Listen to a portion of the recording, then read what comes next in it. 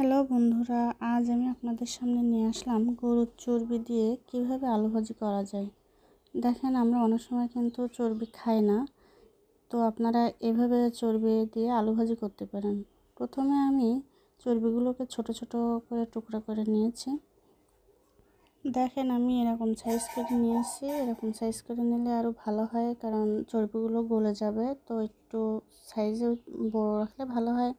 তারপরে আমি আলু কেটে নিয়েছি। আলুগুলো বেশি কুচি কুচি করা যাবে না, একটু গোটা গোটা করে কাটলে ভালো হয়, কারণ এগুলো ভাজতে ভাজতে দেখবেন। আমি এখানে গোটা গোটা করে কেটে নিয়েছি, আপনারা চাইলে চিকন করেও কেটে নিতে পারেন। প্রথমে আমি কড়াইতে পেঁয়াজ দিয়ে দেব, দিয়ে এখানে তেজপাতা, ডাল, ফল সব কিছুই দিয়ে দেবো, দিয়ে ভালোভাবে ভেজে নেব। দেখেন, একটু কালার আসা পর্যন্ত অপেক্ষা করব। তারপরে আমি এখানে অ্যাড করব আদা এবং রসুন বাটা, দুটোই দিয়ে আমি এখানে 1 চামচ আদা এবং 1 চামচ রসুন বাটা দিয়েছি। এগুলো দিয়ে ভালোভাবে ভেজে নেবেন। তারপরে দিয়ে দেবেন 1 চামচ হলুদ এবং 1 চামচ লবণ, দিয়ে এগুলো কষিয়ে নিতে হবে ভালোভাবে, যাতে মশলা কাঁচা কাঁচা গন্ধ না বের হয়। তারপরে দিয়ে দেবে 1 চামচ গুঁড়ো মরিচ। আপনারা চাইলে কাঁচামরিচও দিতে পারেন। তারপরে আমি ওইগুলো আলুগুলো চর্বিগুলো একসাথে ধুয়ে ভালোভাবে তারপরে ওটা দিয়ে দেব, এবং এগুলো ভালোভাবে নাড়াচাড়া করে আমি ঢাকনা দিয়ে দেব। এতে আমি বেশি পানি অ্যাড করলাম না, কারণ ওখান থেকেই পানি বের হবে।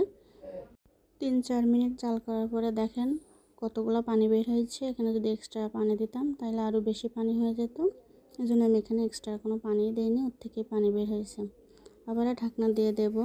তারপরে 5-6 মিনিট পরে আবার উঠিয়ে নেব, একটু নাড়াচাড়া দিয়ে নেব যাতে তলায় লেগে না যায়, খেয়াল রাখতে হবে তলায় লেগে যেন না যায়।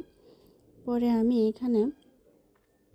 আর ঢাকনা দিয়ে দেব না, এভাবে নাড়াচাড়া দিয়ে আলুগুলোকে এবার ভেজে নেব, কারণ এক্সট্রা পানিগুলোকে কমিয়ে নেব। এভাবে নাড়াচাড়া দিতে দিতে দেখবেন আলু একদম ভেজে গেছে, এবং আলুগুলোকে দেখতেও কিন্তু অনেক সুন্দর দেখাচ্ছে। দেখেন, চর্বি আর আলু দুটাই কিন্তু ভালোভাবে সিদ্ধ হয়ে গেছে, চর্বিগুলো কিন্তু অনেক ছোট ছোট হয়ে গেছে। এবার আমি এখানে অ্যাড করব 1 চামচ জিরা মরিচের গুঁড়া এবং 1 চামচ গরম মশলার গুঁড়া। এবার এগুলোকে ভালোভাবে নাড়িয়ে চাড়িয়ে তারপরে দেখেন এখানে কিন্তু কালারও ভালোই আসছে। এভাবে ভাজতে ভাজতে একসময় দেখা যাবে সব ভালোভাবে ভাজা হয়ে যাবে। এখন দেখেন, আপনাদের দেখিয়ে দিয়ে আমি কিন্তু তেল অল্প পরিমাণে দিয়েছিলাম। এখানে দেখেন চর্বি থেকে কিন্তু অনেক পরিমাণে তেল বেরিয়েছে, এর জন্য আমি তেল অল্প পরিমাণে দিয়ে নিচ্ছি। আপনারা চাইলে একটু বেশিও দিতে পারেন, কিন্তু না দেওয়াই ভালো, কারণ চর্বি থেকে অনেক পরিমাণে তেল বের হয়, যেটা আমাদের স্বাস্থ্যের জন্য ভালো না। এভাবে নাড়াচাড়া দিয়ে দিয়ে ভেজে ভেজে দেখবেন এক সময় পানিই থাকবে না মোটেও। তো আমার রান্না প্রায় শেষ, একবার হলেও এভাবে চেষ্টা করে দেখবেন আপনারা, অবশ্যই খুবই ভালো লাগবে, কারণ আমরা চর্বি অনেক সময় খাই না, এগুলো ফেলিয়ে দিয়ে এভাবে রান্না